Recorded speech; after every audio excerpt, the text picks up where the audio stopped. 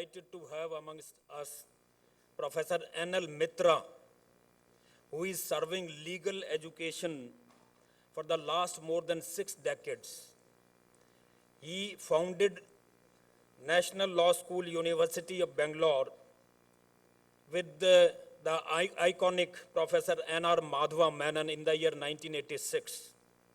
He is a senior member of the Legal Education Committee of Bar Council of India, and in true sense, a friend, philosopher, and guide of Bar Council of India. Professor Mitra will now give a brief introductory note on Indian Institute of Law. Professor Mitra.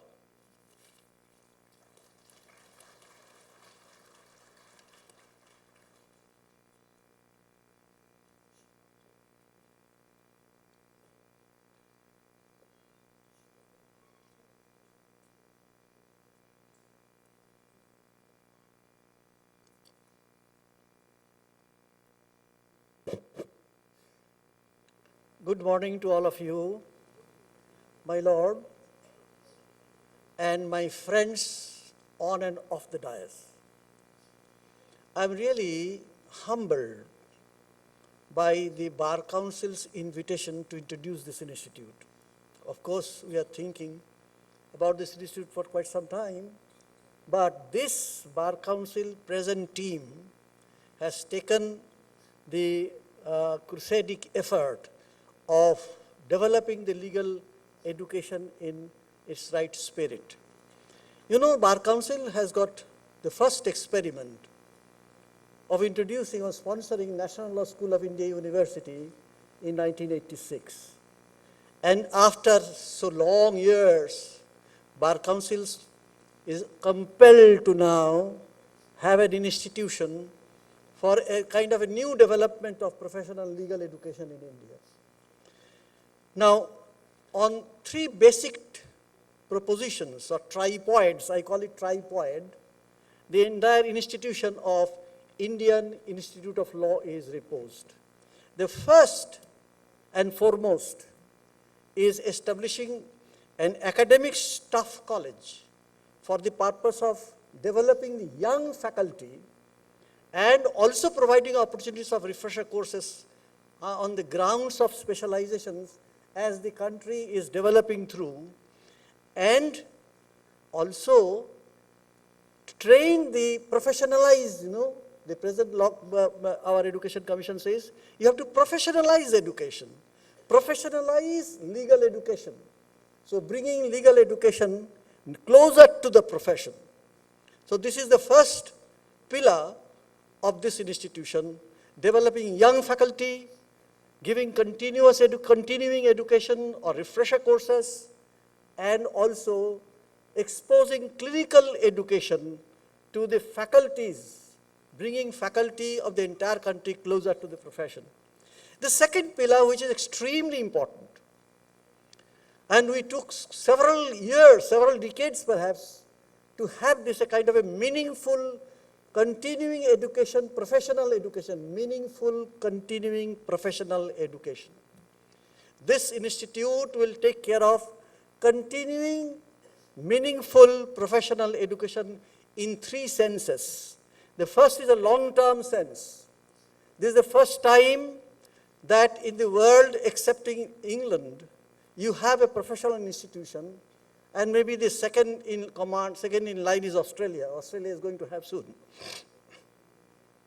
Where professional institution is a long term. There will be 2 programs called flagship programs. One, making a research-oriented professional legal education for the professionals, not for the academics. For the professionals to bring closer to the education. Because if we presently have 1,500 or about legal law schools in the country, under the new education plan, all these law schools must be multidisciplinary. Okay? So in that sense, a new generation of legal educational competence would be necessary, where 50% of the faculty built up, as strong as that, shall come from profession itself, either on a long-term basis or on a short-term basis, either on the credit transfer system or in the credit accreditation system. Now, this requires training, so we'll have a kind of a course called Associate of the Bar Council of India, Associate ABCI, Associate of the Bar Council of India. Now, this generation of young, vibrant legal professionals will work close to the law schools so that you can, in the entire country, the educational format may change. So you academize the professionals. So in one sense you are professionalize the educationists, the other sense you are academize the professionals to bring them closer together. Now the second is short-term continuing education. The short-term continuing education will have the impact of credit systems collecting from many attendances from this type of curriculums on specific issues based on 1 day, 2 day, 5 day or 7 day, now continuing education process.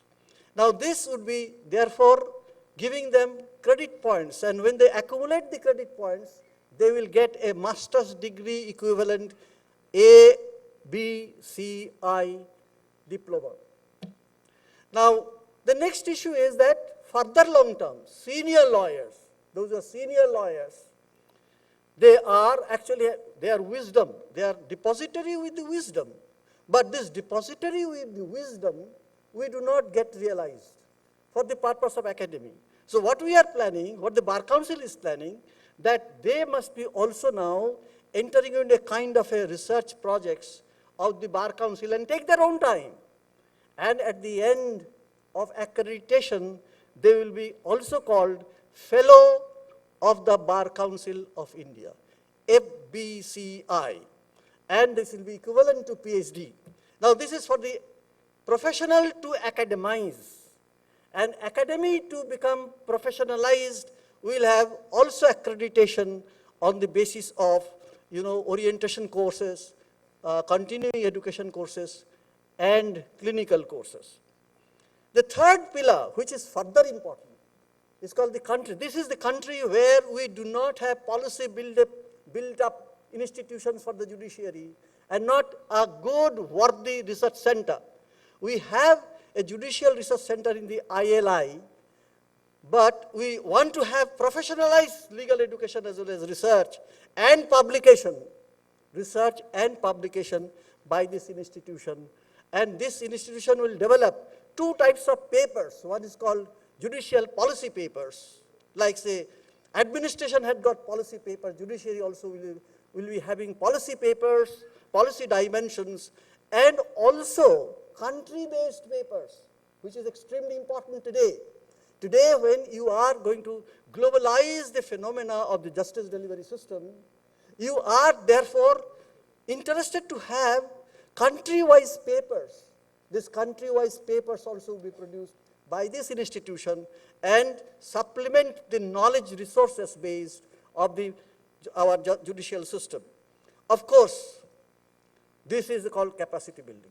Now, our mantra of this institution would be unity, capacity building, and justice. Something called Samanobhava, something called Jyotirgamaya, something called Naya. We have not yet designed that motive, but soon we are going to design the motive, and from that point of view, that motive, to enshrining the point of view of the motive, this institution will strive for with national character. Friends, I think this is initially that, a kind of a seed, which is now today sown by my Lord judges here of the Supreme Court. Now, if we have, Bar Council is always taken discredit, pains for legal education. Now, anything happens, judiciary accuses Bar Council of India for the falling of the standard of legal education. But if you look at your law says that standard setting is the Bar Council's job in cooperation with the universities. And universities are the functional limbs of the Bar Council of India. Now we have to bring these two close together, two institutions closer together. In India, there is no closer system. Now in US, there is an association of the law school deans. So when your section 7(1)(I) says, in cooperation with the universities, now we have to bring, Bar Council has to give the leadership to bring universities also in the fold of meaningful dialogue for the development of the accreditation system as well as standard setting. Today, entire professional education is in the Bar Council. Therefore, Bar Council at the present moment is taking this step in the right moment, the second experiment of the Bar Council of India, and perhaps the most important experiment of Bar Council India in the history of Bar Council. Thank you very much.